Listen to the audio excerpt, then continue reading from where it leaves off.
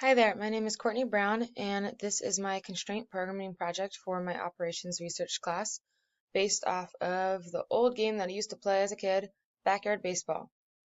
So for this problem, we have a league that has 10 teams in it. The season is 18 weeks and there's 90 games with 5 identical slots. And there's a constraint also that says that a team can't be of the home team 3 games in a row or the away team 3 games in a row. Each team has to play each team twice, once at home, once away. Each team plays once a week, and each game between 2 teams must be scheduled in different halves of the season. And each game between 2 teams must be at least 6 weeks apart. And a team plays at home the first or last week, but they can't be both. And the objective is to minimize the total number of breaks the teams play. However, for my project, I'm going to be customizing this by introducing a bye week constraint. A bye week is when a team has an off week during the season. So I'm going to have each team get 2 bye weeks in the season. This is going to increase the number of weeks that the season is and also the number of game slots there are. And then also I'm going to incorporate Excel and the use of VBA by exporting my solution to Excel and then using macros to present an easy to read schedule to whoever I would present this schedule to. So this is the original code. As you can see here, we have n being 10, so this is the number of teams they used. And I'm not going to take the time to go through this because I want to focus more on the modified version that I did. And now I'm going to take you through my modified code. Okay, so the first thing I did, I changed n to being 12 because I want there to be 10 teams still, but team 11 and 12 are going to act like the bye week team. And then I also went through their code and realized that at the bottom they had this that I commented out to take that out because it wasn't really being used. So it was just kind of clutter that I cleaned up there. And then the other thing that I did is I created a data file for the model. And so what I first did is that I connected an Excel sheet to my model where I export the solution because originally when the solution gets exported, it just comes in this solution section here. And for the average eye, it's a little messy and hard to understand exactly what it is saying. So in order to make it easier to understand, I exported all of the different solution types that it kicks out into different areas in the Excel sheet. So I'll go ahead and run this now. But first, I'll show you the Excel sheet so you can see that it's completely empty to begin with. So as you can see here, it's just formatted of where the data is going to go, but it's completely empty. And this is where all of the different solutions are going to go. And then over here, this is also empty, which I will show you later that after I run the code, that these macro buttons will fill this out and then will give us a nice, easy to see schedule for the game. So now we'll go ahead and run the model. So as you can see, we are given our solution right here with the games, all game slots, the team breaks, what the home team schedule looks like, what away teams are, with the all slots of the games, the weeks of each games, and which ones are home or away. But more importantly, if we go back to the Excel sheet, it is now filled out completely with the games, the home games, the away games, and everything else in there. So this still doesn't look all that easy to read for anybody, so I went ahead and created macros to fill out the schedule. So I'll just click it there and it will automatically run and load the schedule.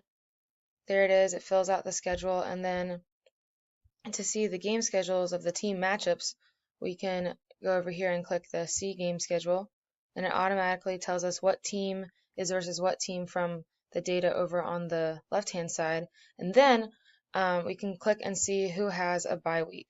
So we can see that in week 5 that team 3 is off here, and then team 8 is off here, and so on if you look at all the red boxes. Now, the next part of the project was to create a different heuristic algorithm using C#. So now I'll walk you through my heuristic algorithm. Up at the top here, I just list some sources because I had to do a lot of research to kind of figure this out because I'm not the best or most confident person with coding. But what I did is that I created classes. First, I created a game class used to store a home team or an away team, which you can see right here. And then I created another class called week, which is used to store all of the games for a particular week. So it lists all of the games and it also lists all of the teams with a maximum of 5 games per week.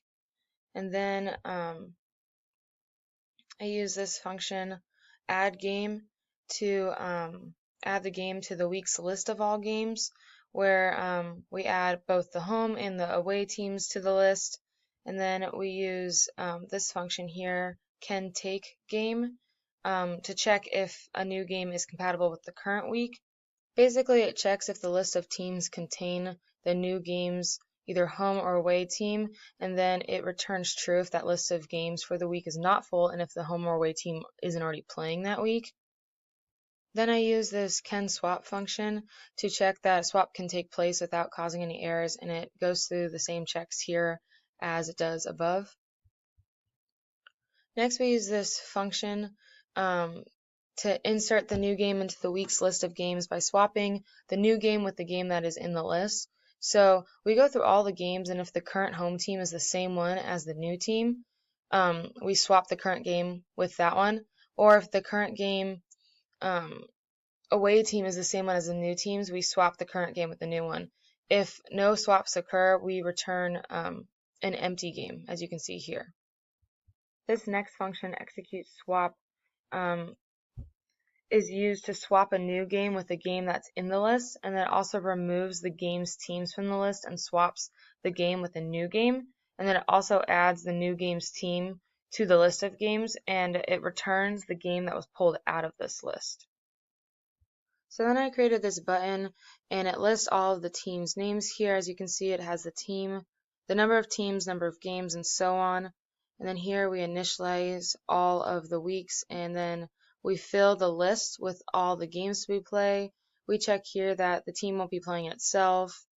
So basically, it goes through every game and it adds to the week with the game that fits. If it's not compatible with the week, we swap the current game with another already played game and try to figure out a different combination after that. If that swap game cannot be replaced, then it's swapped again with another game until it finds a good placement for all the games. So that's what I just explained. That's what all this is down here. I'm going to jump down to where I add in the bye week constraint. And it just goes through every game during the current week, and it checks to see which one is playing the bye team, and then it prints out what team is off that week. So now I'll go ahead and run it, and then we'll click Generate Schedule. And then here you can see each week what team plays who and what team has the off week. So you can see here that Team 1 plays Team 3 and Team 2 is off that week, and so on. So to wrap it up, here's a few lessons that I learned. I had to heavily rely on researching techniques with coding to combat the learning curve, since I'm not the most confident person with coding, but it shouldn't take as long in the future because of how much I learned with this project. I also learned that perseverance is key. I dealt with a lot of errors and I had to change my plan of attack multiple times throughout the course of this project. I attempted to import data from Excel into a tuple data set in OPL and was unsuccessful with that. However, I successfully exported data from IBM to Excel, and I gained more experience with macros and VBL in Excel. So thank you for watching, and that is my project.